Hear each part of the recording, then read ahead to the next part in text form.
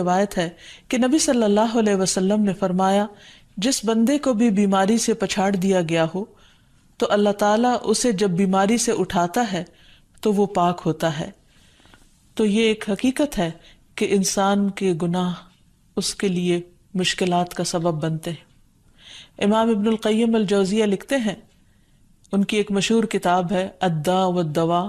بیماریاں اور علاج، اس میں وہ کہتے ہیں کہ کوئی بھی گناہ ایسا نہیں کہ جس کے اثرات نہ ہوں۔ انسان سے چھوٹی یا بڑی جو بھی کوئی غلطی صادر ہوتی ہے، اس کے نتیجے میں کچھ نہ کچھ اثرات اس کی زندگی پر ضرور پڑتے ہیں۔ ہاں، اگر اللہ تعالیٰ معاف کر دے تو وہ اور بات ہے، ورنہ ہر گناہ کی ایک تاثیر ہوتی ہے، اور ان تاثیرات میں سے ایک چیز یہ ہے کہ انسان مختلف قسم کی بیماریوں میں مبتلا ہو جاتا ہے۔ اسی لیے ہم دیکھتے ہیں کہ جب انسان بیماری میں مبتلا ہوتا ہے تو اللہ تعالیٰ اس بیماری کو اس کے گناہوں کا کفارہ بنا دیتے ہیں۔ جیسے حدیث میں آتا ہے کہ جس مسلمان کو کانٹا چبھے یا اس سے زیادہ کوئی تکلیف پہنچتی ہے تو اللہ تعالیٰ اس کے ذریعے اس کے گناہوں کو اس طرح دور کر دیتا ہے جس طرح درخت سے اس کے پتے جھڑتے ہیں۔ تو اس سے ہمیں یہ پتہ چلتا ہے کہ بیماریوں کے آنے کے مختلف اسباب ہوتے ہیں۔ بیماری بہرحال جس بھی وجہ سے آئے، لیکن اصل چیز دیکھنے کی یہ ہے کہ مومن کا رویہ کیا ہے۔ مومن کو اگر کوئی کانٹا بھی چبھتا ہے تو وہ اس پر صبر کرتا ہے۔ اس لیے بیماری یا تکلیف کے آنے پر انسان کو اللہ سے راضی رہنا چاہیے، شکوہ نہیں کرنا چاہیے، کیونکہ جو اللہ سے راضی ہو جاتا ہے کسی آزمائش پر، اللہ تعالیٰ بھی اس سے راضی ہو جاتا ہے۔ پھر اسی طرح اللہ تعالیٰ کا شکر ادا کرنا چاہیے، کیونکہ بیماری اس سے زیادہ شدید بھی ہو سکتی تھی۔ لہٰذا انسان کو اللہ تعالیٰ جس حال میں رکھے، انسان اس پر شکر گزار رہے۔ پھر یہ کہ انسان کسی بھی بیماری میں کسی بھی قسم کی ہو اور زندگی کے کسی بھی حصے میں ہو، اس میں مایوس نہ ہو، پر امید رہے کہ بیماری دور ہو جائے گی۔ پھر اسی طرح اگر بیماری طول پکڑ جائے تو انسان کو گھبرانا نہیں چاہیے، کیونکہ ہر گزرنے والا لمحہ انسان کے درجات میں اضافے کا سبب بنتا ہے اور اس کے گناہ مسلسل جھڑتے چلے جاتے ہیں حتیٰ کہ انسان بالکل پاک صاف ہو جاتا ہے۔ پھر اسی طرح انسان کو بیماری کی حالت میں دوسروں سے شکوے شکایات نہیں کرنی چاہیے،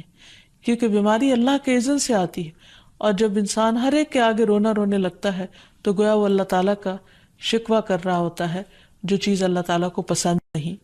پھر اسی طرح منہ سے برے الفاظ نہیں نکالنے چاہیے، بیماریوں کو کوسنا نہیں چاہیے، اور پھر ایسے الفاظ نہیں ادا کرنے چاہیے کہ مجھے لگتا ہے کہ اس بیماری میں میری زندگی چلی جائے گی، یا یہ کہ کسی مریض کی عیادت کے لیے جا کر اس کو اس قسم کی بات نہیں کرنی چاہیے، خواہ کتنی ہی خطرناک بیماری کیوں نہ ہو، ہمیشہ اسے امید دلانے چاہیے،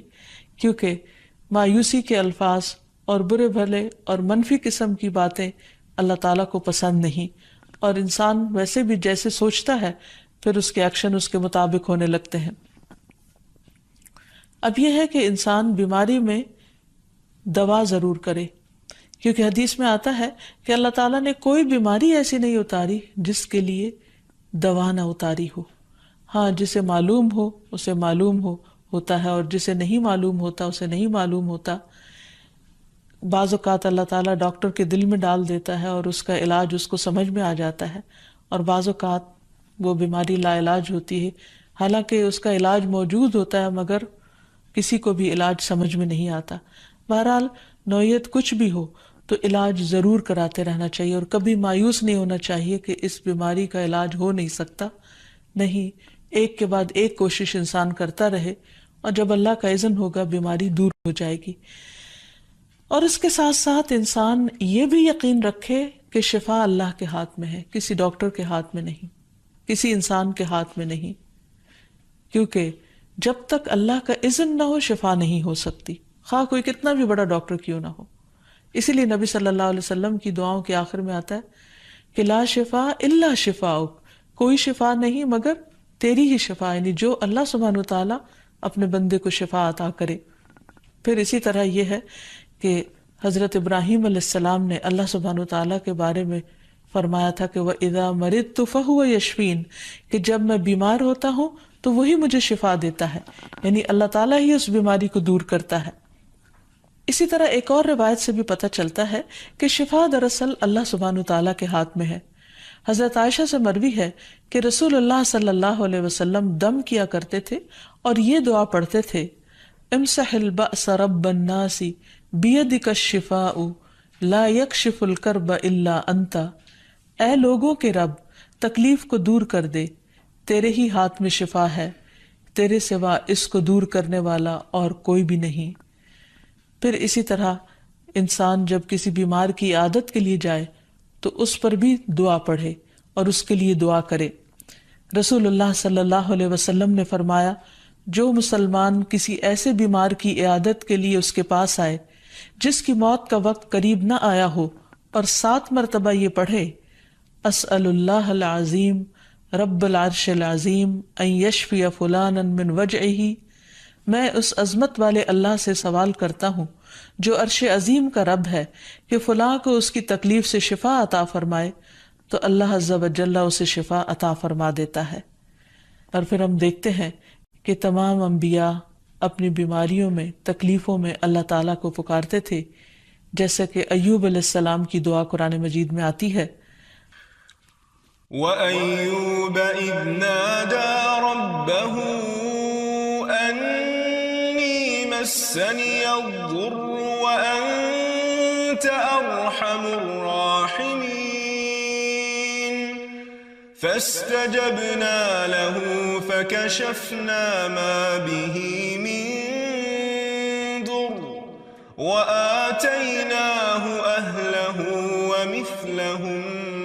مَعَهُمْ رَحْمَةً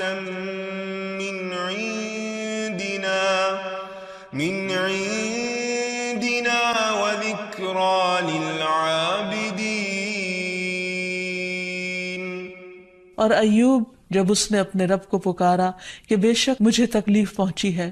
اور تو رحم کرنے والوں میں سب سے زیادہ رحم کرنے والا ہے، تو ہم نے اس کی دعا قبول کر لی، پس اسے جو بھی تکلیف تھی اسے دور کر دیا اور اسے اس کے گھر والے اور ان کے ساتھ ان کی مثل اور عطا کر دیے، اپنے پاس سے رحمت کے لیے اور ان لوگوں کی یاد دہانی کے لیے جو عبادت کرنے والے ہیں۔ اسی طرح رسول اللہ صلی اللہ علیہ وسلم نے ایک اور موقع پر ایک صحابی عثمان بن ابی عاص الثقفی کو ایک دعا سکھائی۔ جب وہ نبی صلی اللہ علیہ وسلم کے پاس حاضر ہوئے، وہ کہتے ہیں مجھے اتنی تکلیف تھی کہ قریب تھا کہ وہ مجھے ہلاک کر دیتی، تو نبی صلی اللہ علیہ وسلم نے مجھے فرمایا، اس درد کی جگہ پر اپنا دایاں ہاتھ رکھو اور 7 مرتبہ کہو، بسم اللہ اعوذ بعزت اللہ وقدرتہ من شر ما اجد واحاذر، اللہ کے نام کے ساتھ میں پناہ مانگتا ہوں اللہ کی عزت کی اور اس کی قدرت کی اس شر سے جو میں محسوس کرتا ہوں، یعنی اس تکلیف سے بچنے کے لیے جو مجھے محسوس ہو رہی ہے اور جس سے میں خوف محسوس کرتا ہوں۔ عثمان کہتے ہیں کہ جب میں نے یہ پڑھا تو اللہ سبحانہ وتعالیٰ نے مجھے شفا عطا کر دی۔ پھر اسی طرح ہر بیماری سے شفا کی دعا نبی صلی اللہ علیہ وسلم نے سکھائی۔ عبداللہ بن عباس سے مروی ہے کہ نبی اکرم صلی اللہ علیہ وسلم نے فرمایا، جب کوئی شخص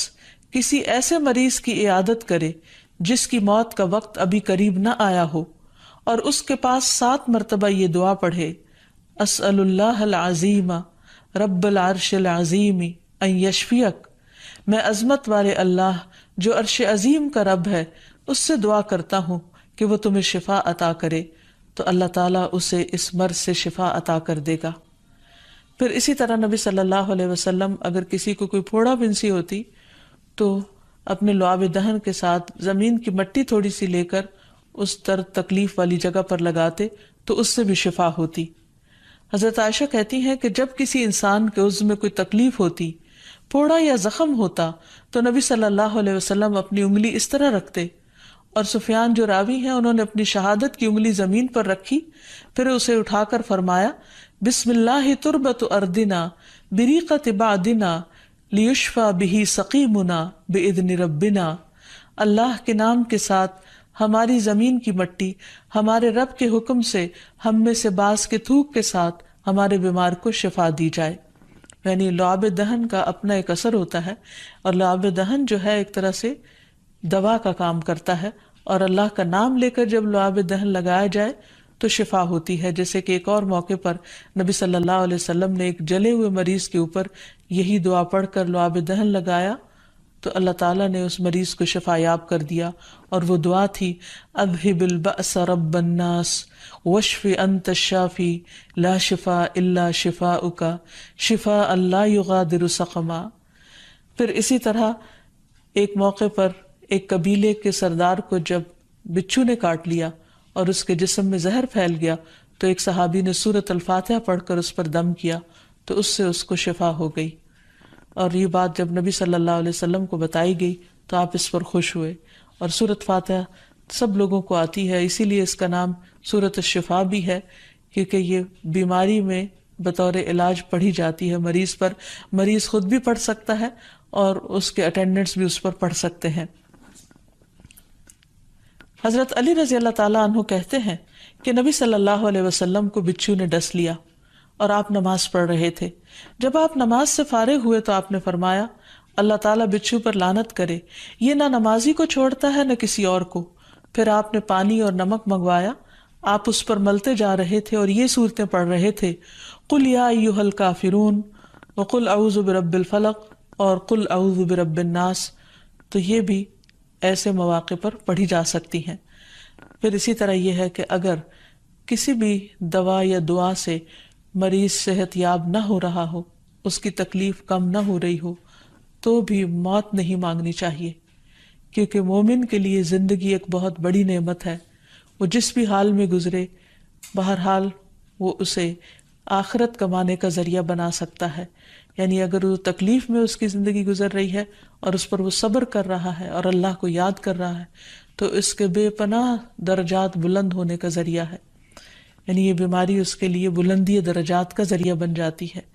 اس لیے کبھی بھی موت نہیں مانگنی چاہیے۔ ہاں اگر تکلیف حد سے بڑھ جائے تو انسان یہ دعا مانگ سکتا ہے اللہم احینی ما کانت الحیات خیرا لی وتوفنی اذا کانت الوفات خیرا لی، اے اللہ جب تک میرے لیے زندگی بہتر ہو مجھے زندہ رکھ، اور جب میرے لیے وفات بہتر ہو تو مجھے وفات دے دے۔ تو اللہ تعالیٰ سے دعا ہے کہ اللہ تعالیٰ تمام بیماروں کو صحت اور شفا عطا فرمائے اور ہمیں بیماری اور آزمائش کے موقع پر اپنی طرف رجوع کرنے کی توفیق دے، اور ہر طرح کے شرک اور ایسے کاموں سے بچائے جو اس کو ناراض کرنے والے ہیں۔